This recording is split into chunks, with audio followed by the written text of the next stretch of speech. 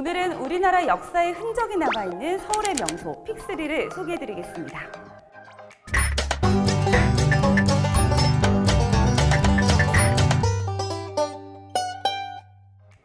안녕하세요. 비지서울TV 구독자 여러분, 서울의 알짜배기 나들이 코스를 전하는 최아리입니다.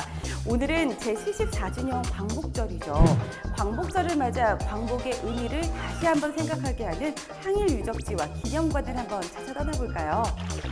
8월의 한가운데 날이 너무 더울 때는 시원한 소재 옷이 제격이죠.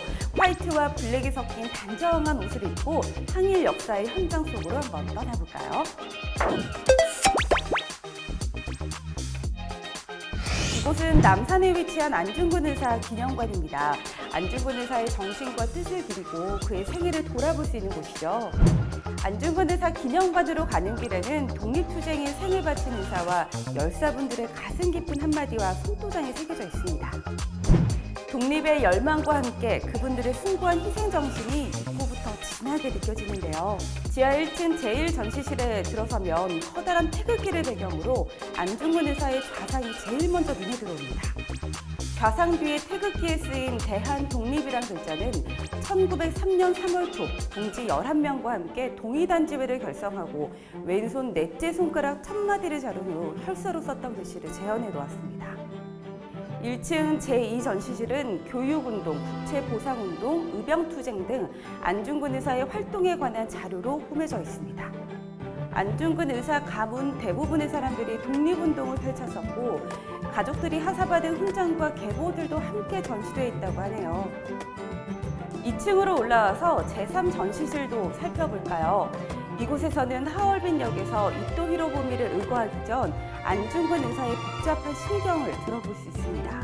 그리고 당시 의거 현장을 시간대별, 장소별로 생생하게 복원해 놓아 직접 역사의 현장 한가운데로 들어온 느낌을 줍니다. 하얼빈 거사 후 순국하기 전까지 5개월간 미순 감옥에서 지내며 집필한 안웅칠 역사, 동양평화론의 서적과 그의 옥중육필도 살펴볼 수 있습니다. 안중근 의사 기념관을 둘러본 후 일제강점기 침탈 흔적의 길인 남산기억로를 걸어보는 건 어떨까요?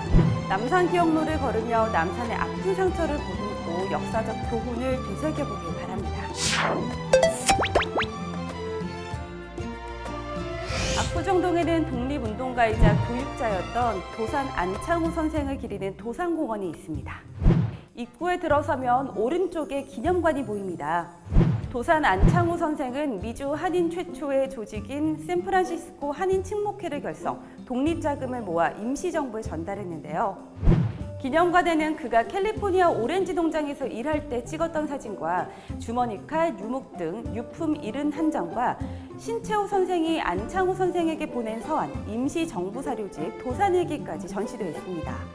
도산 안창호 선생의 시대별 업적이 잘 정리되어 있고 터치스크린을 통해 생생한 그의 어록과 사진을 감상할 수 있습니다.